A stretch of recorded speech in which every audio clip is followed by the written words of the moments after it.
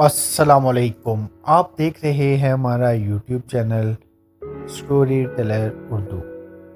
شروع ہوتی ہے ایک ایسی داستان جو صرف تلواروں اور فتوحات کی نہیں بلکہ ایمان، حکمت، سیاست، سازشوں اور وقت کے بے رحم امتحانوں کی کہانی ہے۔ ایک ایسا سفر جو ایک چھوٹے سے قبیلے سے شروع ہو کر دنیا کی سب سے طاقتور خلافتوں میں شامل ہو گیا۔ خلافت عثمانیہ، یہ وہ زمانہ تھا جب اناطولیہ کی زمین مختلف چھوٹی چھوٹی ریاستوں میں بٹی ہوئی تھی۔ سلجوقی سلطنت کمزور ہو چکی تھی اور منگولوں کے حملوں نے پورے خطے کو ہلا کر رکھ دیا تھا۔ ایسے میں کئی قبیلے کے سردار ارطغرل نے اپنے لوگوں کو بچاتے ہوئے اناطولیہ کا رخ کیا۔ ان کی بہادری اور وفاداری کے صلے میں انہیں سرحدی علاقہ عطا کیا گیا۔ یہی وہ زمین تھی جہاں سے ایک نئی تاریخ لکھی جانے والی تھی۔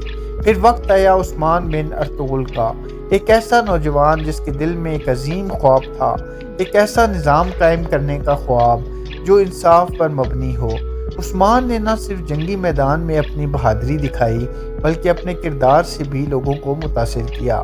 آس پاس کے لوگ حتیٰ کہ غیر مسلم بھی ان کے عدل سے متاثر ہو کر ان کے ساتھ شامل ہونے لگے۔ یوں ایک چھوٹی سی ریاست نے آہستہ آہستہ وسعت اختیار کرنی شروع کی۔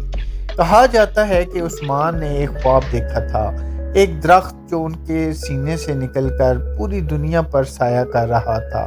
علماء نے اس خواب کی تعبیر یہ دی کہ ان کی نسل ایک عظیم سلطنت قائم کرے گی، اور واقعی ایسا ہی ہوا۔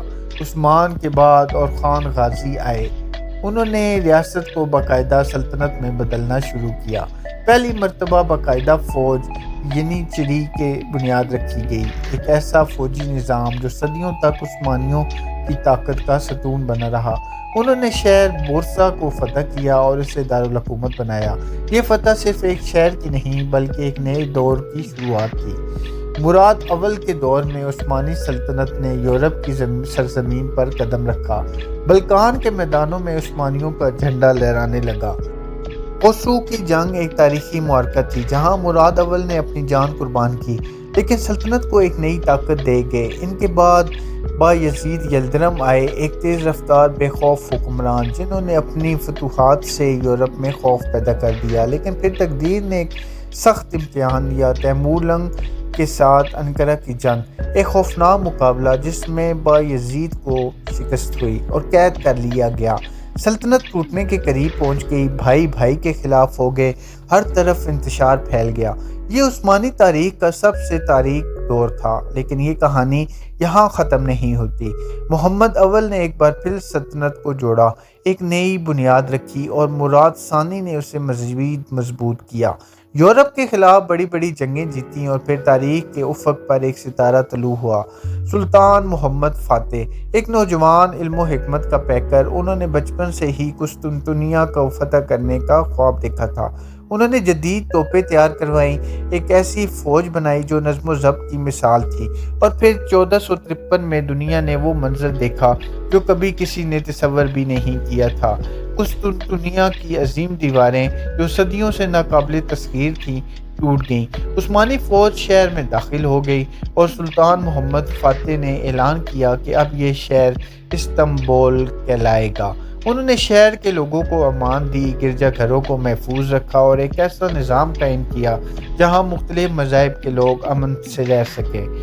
یہ فتح صرف ایک شہر کی نہیں تھی بلکہ ایک نئی تہذیب کا آغاز تھا۔ پھر سلطان سلیم اول کا دور آیا، ایک سخت گیر لیکن عظیم حکمران۔ انہوں نے مشرق کی طرف فتوحات کا سلسلہ شروع کیا، ایران کے صفیوں کے خلاف جنگیں لڑیں، مصر کو فتح کیا، اور اسی کے ساتھ خلافت عباسیہ کا خاتمہ ہوا اور خلافت عثمانیوں کو منتقل ہو گئی۔ اب عثمانی حکمران صرف سلطان نہیں بلکہ خلیفہ بھی تھے۔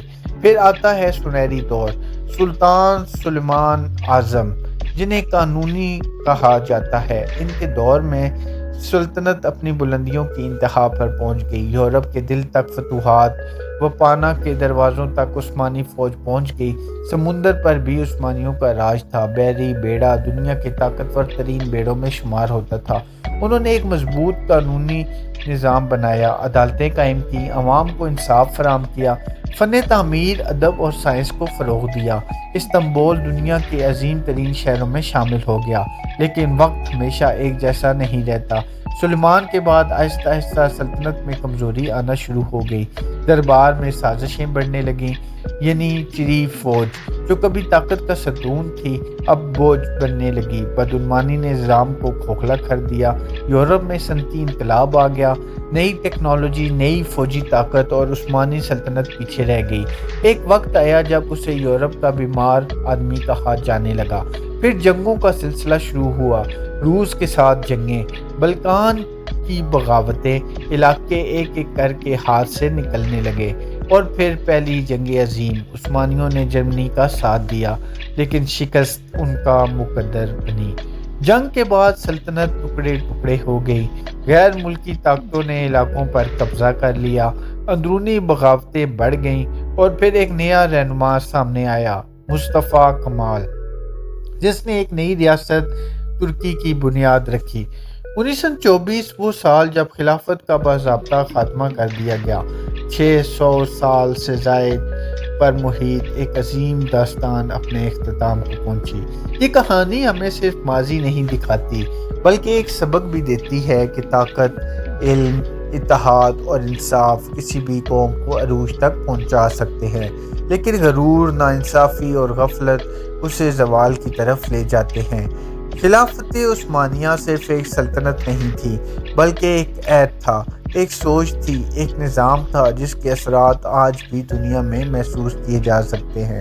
اگر آپ کو ایسی ہی مزید زبردست، سسپنس سے بھرپور اور حقیقی تاریخی کہانیاں پسند ہیں تو ابھی چینل کو سبسکرائب کریں اور اس ویڈیو کو ضرور شیئر کریں، کیونکہ تاریخ صرف پڑھنے کے لیے نہیں، سیکھنے کے لیے بھی ہوتی ہے۔ بہت بہت شکریہ۔